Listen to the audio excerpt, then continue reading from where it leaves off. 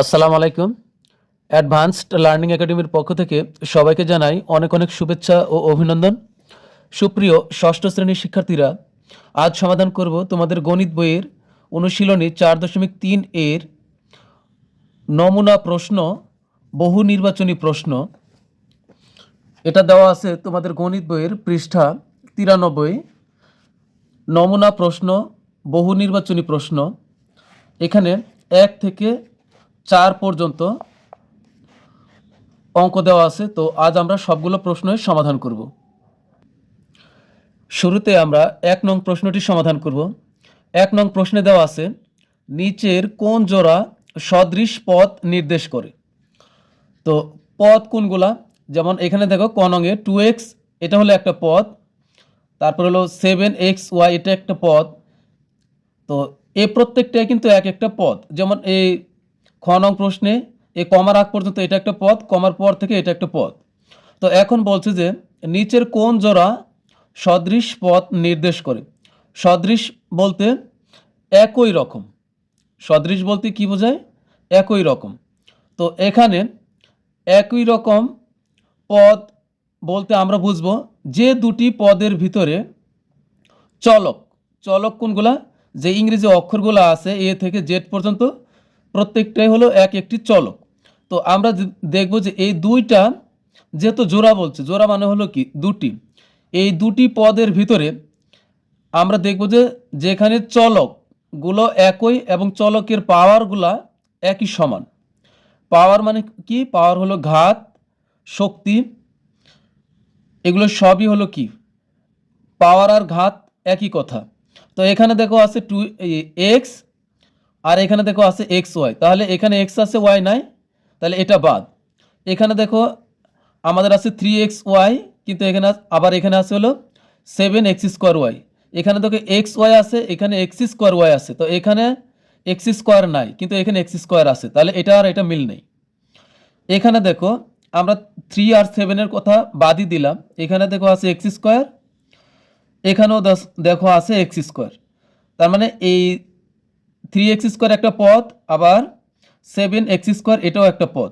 এই দুইটা পদের ভিতরে দেখো মিল আছে হলো এখানেও x আছে, এখানেও x আছে, আবার এখানে x এর পাওয়ার হলো 2, আবার এখানে x এর পাওয়ার 2। তাহলে এইটা আমাদের গণ হলো সঠিক, আর অন্য কোনোটাই এমন মিল নাই। তাহলে এটার চলক আর এটার চলক, এই চলক x, এখানেও চলক x, এর পাওয়ার 2, এর পাওয়ারও 2, তাহলে আমাদের উত্তর হবে গণ।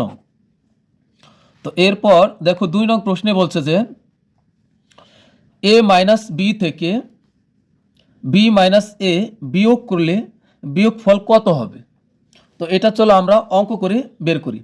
কি বলছে আমাদেরকে? a মাইনাস বি থেকে b মাইনাস এ বিয়োগ করতে বলছে। তো আমরা a মাইনাস বি থেকে বিয়োগ করব। তাহলে a মাইনাস বি লিখছি, তারপর আমরা দিব বিয়োগ b মাইনাস এ লিখবো। এখন এই যে b মাইনাস এ, তো আমরা কি করব? এই দুই জায়গাতে আমরা ব্র্যাকেট দিব। এখানেও এটাকেও ব্র্যাকেটের ভিতরে রাখবো, এখানেও ব্র্যাকেটের ভিতরে রাখবো, আর মাঝখানে আমরা বিয়োগ দিব। তো এখন আমরা বিয়োগ করি। তো আমরা এই ব্র্যাকেটগুলো উঠাই দিই। তো এখানে কোনো কাজ নাই, আমরা এটা a মাইনাস বি যেভাবে আছে আমরা ওইভাবে রাখবো। কিন্তু এখানে কাজ আছে, এখানে যে মাইনাস আছে, এ মাইনাস দ্বারা বি কে এবং মাইনাস এ কে গুণ করতে হবে। তো মাইনাস দ্বারা বি কে গুণ করলে হবে মাইনাস বি, আর মাইনাসে মাইনাসে হবে প্লাস, মাইনাসে মাইনাসে কী হবে? প্লাস, আর এখানে হবে এ। তো তোমরা অবশ্যই জানো যে একই রকম চিহ্ন গুণ করলে কি হবে? প্লাস হবে। যেমন মাইনাস গুণ মাইনাস সমান হবে কি? প্লাস। কারণ এখানেও মাইনাস, এখানেও মাইনাস, গুণ করলে হয়ে যাবে প্লাস। একই রকম চিহ্ন আমরা যখন গুণ করব তখন হবে প্লাস। তো তাহলে এখানে আমাদের কি হচ্ছে? এখন আমরা যোগ বিয়োগ করি। এটা দেখো এ প্লাস এ, এই যে লাইনের শুরুতে যদি কোনো ইংরেজি অক্ষর থাকে বা সংখ্যা থাকে, তার আগে যদি কোনো চিহ্ন না থাকে, আমরা ধরে নেব যে এটা প্লাস। তো এটা হলো প্লাস এ, এটাও প্লাস এ, তাহলে একই রকম চিহ্ন হলে আমরা যোগ করে দিব। তো এ আর এ যোগ করলে হবে 2a। আবার এখানে দেখো বি, এখানেও বি, এখানেও বি, এটার চিহ্ন মাইনাস অর্থাৎ বিয়োগ, এটার চিহ্ন হলো মাইনাস বা বিয়োগ। তো এই দুইটা একই চলক, তো বি আর বি যোগ করলে হবে কি? 2b। কিন্তু এদের এই দুটার আগে মাইনাস আছে, এজন্য আমরা এখানে মাইনাস দিব। তো তাহলে এটাই আমাদের অ্যান্সার, 2a মাইনাস 2b। তাহলে এটা কোনটা হবে? এটা হবে গ নং 2a মাইনাস 2b। এরপর দেখো 3 নং প্রশ্নে দেওয়া আছে, এখানে দেখো 3টি প্রশ্ন আছে। তো 1 নং প্রশ্নে কি বলছে দেখো, 5a x² এবং -7x²a পদ দুইটি সদৃশ। সদৃশ বলতে কি একই রকম। তো এটা একটা পদ 5a x² আবার 7x²a, এই দুইটাই কিন্তু এটা একটা পদ, এটা একটা পদ। এখন বলছে যে পদ দুইটি সদৃশ। তো আমরা এই 5 আর 7-এর কথা বাদ দিই, এটা সংখ্যা যাই থাকুক না কেন, আমরা দুই জায়গাতে দেখব যে চলকগুলো এক আছে কিনা। চলক বলতে কি, ইংরেজি যে অক্ষরগুলো আছে সেগুলো হলো চলক। তো এখানে দেখো আছে এ, শুধু এ, আবার এখানেও দেখো আছে শুধু এ। এখানে এটা আছে সংখ্যা 5-এর পরে, আর এখানে আছে কি 7-এর পরে নাই, কিন্তু x² পরে আছে। তো যেখানেই থাকুক সমস্যা নেই। তো এখানে দেখো শুধু এ, এখানেও আছে শুধু এ। আবার এখানে দেখো চলক x², এখানেও আছে চলক x²।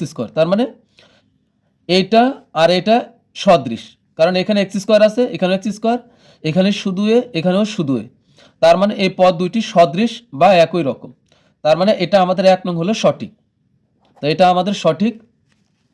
তারপরে পরেরটাতে বলছে দেখুন, 3x² প্লাস 2x ভাগ y মাইনাস 5x বীজগণিতীয় রাশিটিতে 4টি পদ আছে। তো এখন আমরা পদ কখন আমরা গণনা করব, একটা লাইনে গুণ আর ভাগ চিহ্ন বাদ দিয়ে যেগুলো থাকবে সবগুলোই হবে পদ। আমরা মনে রাখবো যে ভাগ আর গুণ দিয়ে যেগুলা অ্যাড করা থাকবে সেগুলোকে আমরা পদ বলে গণ্য করব না।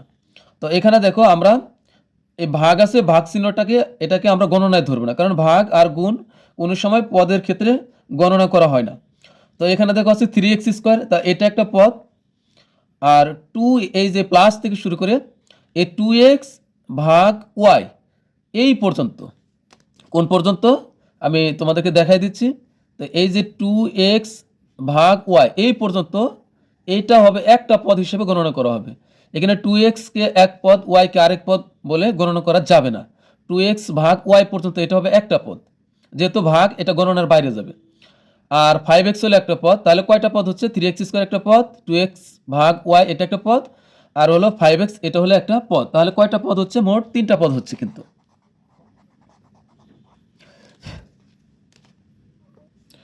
কিন্তু আমাদের অঙ্কে বলছে যে রাশিটিতে 4টি পদ আছে। তো এই পুরো লাইনটা মিলে কিন্তু একটা রাশি। হ্যাঁ, 3x² plus 2x divided y minus 5x সম্পূর্ণটা মিলে হলে একটা রাশি। আর এখানে পদ আছে মোট 3টি, কিন্তু এখানে দেওয়া আছে পদ আছে 4টি। এটা আমাদেরকে জিজ্ঞাসা করছে, তো এটা ভুল হবে, এখানে পদ আছে মোট 3টি।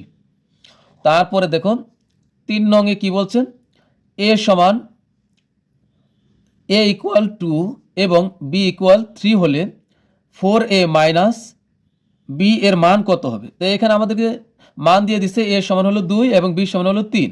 তাহলে 4a মাইনাস 5 এর মান হবে 5। তো আমরা দেখব এখন এই যে 4a মাইনাস b, এটা কিন্তু একটা রাশি। এখন এই রাশিটার মান কি 5 হয় কিনা এটা আমরা যাচাই করি। তো এখন আমরা এটা উঠাই, 4a মাইনাস b, তা আমরা মান বসাই, 4-এর 4ই থাকবে। মনে রাখবে ইংরেজি অক্ষরগুলো যখন কোনো সংখ্যার সাথে এভাবে থাকবে তখন ধরে নেব যে এটা গুণ অবস্থায় আছে। এটা কি অবস্থায়, গুণ অবস্থায়। তা আমরা এখানে গুণ দিলাম, আর এর মান কত, এর মান হলো 2, এই যে এর মান হলো 2। তো এখানে আমরা বসাই 2, বিয়োগের বিয়োগ, আর বি এর মান হলো 3। তো বি এর মান দেখো আছে 3, তো আমরা এখানে 3 বসাই। তো আমরা এই ধরনের অঙ্কে সর্বপ্রথম আমরা আগে গুণের কাজ করব, কোনো সময় আমরা যোগ বা বিয়োগের কাজটা আগে করব না, তাহলে কিন্তু অঙ্ক ভুল হবে। তো এখানে আমরা 4 আর 2 গুণ করলে 4 দুগুণ হবে 8, আর মাইনাস 3। তো 8-এর থেকে যদি আমরা 3 বিয়োগ করি তাহলে কত হবে, 5। তার মানে এখানে যেটা বলছে যে a সমান 2 এবং b সমান 3 হলে 4a মাইনাস b এর মান হবে 5। তো উপরের তথ্যের ভিত্তিতে নিচের কোনটি সঠিক। তাহলে এখানে যে মানটা 5 হবে এটা কিন্তু সঠিক। তার মানে আমাদের সঠিক হচ্ছে কত, 1 আর 3 হলো সঠিক। তো আমরা খ নং হবে সঠিক। দেখো 1 আর 3 সঠিক।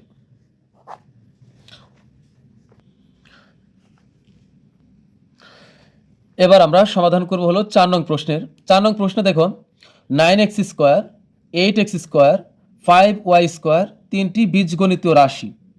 তাহলে 1 নং প্রশ্নে বলছে যে রাশি তিনটির সাংখ্যিক সহগের যোগফল কত।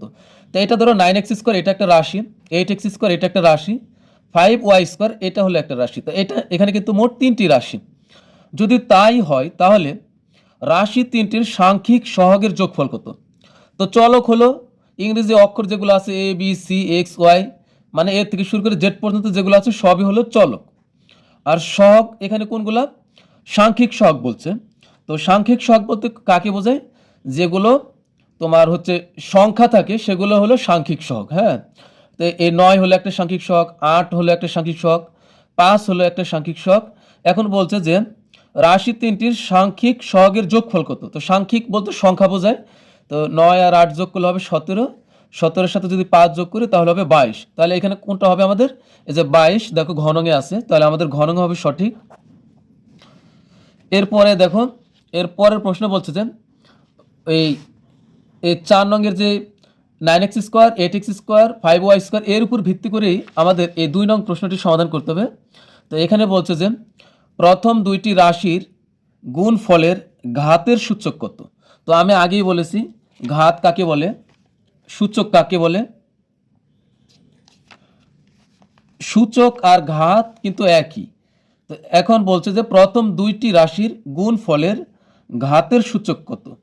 তো প্রথম দুইটি রাশি এখানে হচ্ছে তোমার 9x স্কোয়ার আর এখানে আছে 8x স্কোয়ার। তো এই দুইটা আমরা গুণ করি। এই যে 9x স্কোয়ার গুণ হলো 8x স্কোয়ার, গুণ করলে আমাদের কত হবে, 8 নং 72। আর এখানে ধরো এই যে এক্স স্কোয়ার গুণ করলে কি হবে, আমরা দুইটা এক্স থেকে একটা এক্স নিব আর উপরে গুণের সময় পাওয়ার হয় যোগ, তাহলে এই 2 2 যোগ করলে হবে 4। অর্থাৎ এখানে বলছে যে প্রথম দুইটি রাশির গুণফলের ঘাতের সূচক কত। সূচক এখানে সূচক বলতে পাওয়ার বোঝাইছে। তো এখানে পাওয়ার কত, 4।